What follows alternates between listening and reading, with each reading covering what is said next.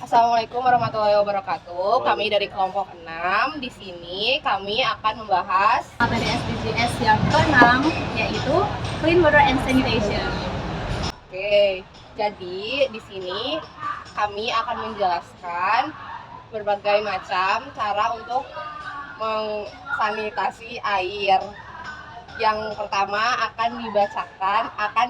beritanya akan dibawakan oleh Ama. Oke, yang pertama ada akses universal dan adil terhadap air minum yang aman.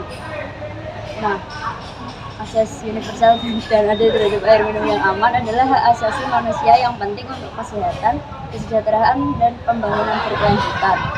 Prinsip akses universal dan adil ini mencakup keberlanjutan, yaitu sumber daya air harus dikelola agar tetap tersedia bagi generasi mendatang. Yang kedua adalah keterjangkauan, air minum yang aman harus bisa diakses oleh semua orang, termasuk mereka yang kurang mampu. Yang ketiga adalah ketersediaan dan kualitas, yaitu air yang tersedia harus memenuhi standar kesehatan dan cukup untuk memenuhi kebutuhan dasar. Yang kedua ada pernyataan tentang bagaimana akses ke sanitasi yang memadai yang akan dibawakan oleh Faiza. Oke, target SDGs yang ke-6 terkait akses yang memadai untuk sanitasi di Indonesia adalah tercapainya atau meratanya akses sanitasi di seluruh bagian atau seluruh daerah Indonesia untuk tahun 2030. Sedangkan untuk sekarang masih banyak permasalahan terkait sanitasi yang terjadi. Misalnya di daerah sekitar saya masih banyak orang-orang yang buang air besar secara sembarangan di tempat terbuka, terutama daerah pinggiran sungai.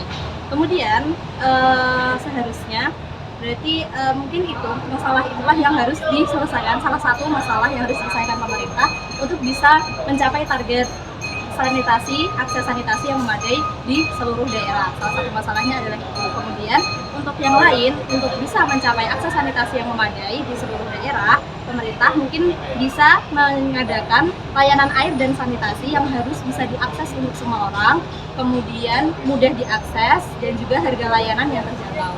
Sekian untuk akses sanitasi yang memadai. Dan yang ketiga, ada cara meningkatkan kualitas air yang akan dibawakan oleh Nafis. Saya akan menjelaskan bagaimana cara meningkatkan kualitas air yang ada di Indonesia. Yang pertama yaitu dengan pengelolaan sampah yang baik. Dengan cara yaitu pengurangan sampah, pengelolaan sampah yang benar, dan pengolahan limbah. Dan kita juga yang kedua perlu adanya perlindungan daerah aliran sungai dengan cara reboisasi, pelestarian hutan mangrove, dan pengawasan aktivitas daerah aliran sungai. Yang ketiga yaitu ada caranya pengolahan air limbah dengan bisa dilakukan dengan pengolahan air limbah domestik, pengolahan air limbah industri, dan peningkatan kualitas IPAL. Yang keempat yaitu pemerintah harus dapat menerapkan edukasi masyarakat, dapat melakukan edukasi masyarakat bisa dengan cara kampanye kesadaran, pendidikan lingkungan, dan partisipasi masyarakat. Dan pemerintah juga harus dapat menegakkan hukum yang kuat dan memberikan sanksi yang tegas bagi masyarakat yang melanggar. Dan yang keempat, ada efisiensi penggunaan air yang akan dibawakan oleh saya sendiri, Almanta. Sebelumnya, efisiensi penggunaan air itu adalah upaya untuk mengurangi jumlah air yang digunakan tanpa mengorbankan kebutuhan atau kenyamanan. Ini itu penting untuk menghemat sumber daya air, menjaga lingkungan, dan menurunkan biaya juga. Nah, ada beberapa cara untuk meningkatkan efisiensi penggunaan air. Yang pertama, ada penggunaan teknologi hemat air yang bisa yang kita tahu itu seperti menggunakan peralatan seperti keran dan shower yang alirannya itu rendah dan menggunakan toilet yang dual flush atau mesin cuci yang hemat air. Yang kedua ada pemeliharaan infrastruktur, yaitu dengan memastikan tidak ada kebocoran pada pipa, keran atau tangki air yang menyebabkan pemborosan air.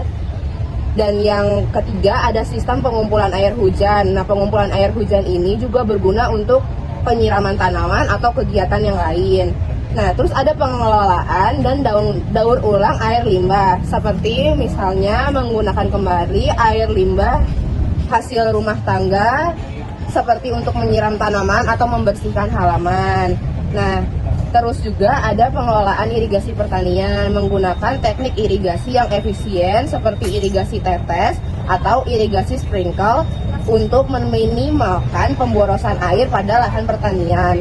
Dan harus juga digerakkan kampanye kesadaran, meningkatkan kesadaran masyarakat ini mengenai pentingan konservasi air dan cara-cara sederhana untuk menghemat air di rumah atau di lingkungan seperti yang sudah Nafis jelaskan tadi. Nah, dengan menerapkan metode ini, kita bisa mengurangi konsumsi air secara signifikan yang sangat penting mengingat ketersediaan air bersih yang semakin terbatas di banyak wilayah di Indonesia ini. Dan yang ketiga dan yang kelima ada manajemen sumber air terpadu. Oke guys, sekarang lanjut ke poin kelima yang akan disampaikan oleh Kak Azmi. Oke. Baik, pandangan saya menurut sumber daya air yang terpadu itu adalah bahwa akses terhadap air bersih adalah kebutuhan dasar yang masih sulit dipenuhi di banyak daerah. Banyak orang yang masih mengandalkan sumber air dari sungai atau sumur yang kualitasnya kurang terjamin. Contoh masalahnya di lingkungan tempat tinggalnya. Sering ditemukan air yang keruh dan tidak layak minum dari sumber air umum. Hal ini diperburuk oleh minimumnya fasilitas pengelolaan air. Selain itu, limbah rumah tangga yang dibuang sembarangan ke sungai mencemari sumber air sehingga semakin membahayakan kesehatan masyarakat yang tergantung pada sungai tersebut. Poin ke-6 yang akan disampaikan oleh Queen. Jadi poin ke-6 membahas tentang melindungi dan pulihkan ekosistem terkait air. Permasalahan yang akan saya bahas kali ini yaitu sumber pencemaran ekosistem perairan air di Sungai Gajah Wong, Yogyakarta. Sungai Gajah Wong di Yogyakarta ini sendiri tercemar karena adanya pembuangan sampah dari TPS ilegal, kemudian pembuangan limbah domestik rumah tangga ke Sungai Gajah Wong, kemudian terdapat kandang hewan yang berada di atas sungai, kemudian toilet warga yang tidak memiliki safety tank, serta peningkatan aktivitas manusia di sekitar Sungai Gajah Wong itu sendiri.